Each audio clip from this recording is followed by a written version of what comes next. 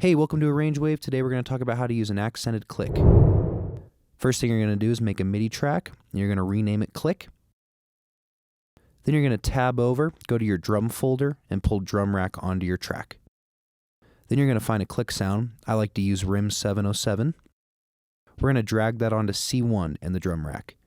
Then if you shift tab, it's going to pull up the MIDI window. We're going to draw in the 3 beats of click after the downbeat. Then we're going to go back to the drum rack. We're going to pull the same click sound onto C#1. With this sample, we're going to transpose it up a couple of semitones as well as turn the volume up of it so it's louder and a different pitch than the rest of the click. We're going to draw that in now. Now let's take a listen.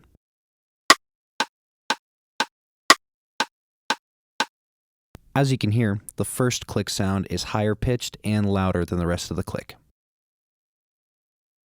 Let's take another listen. We're going to pull it out a little bit.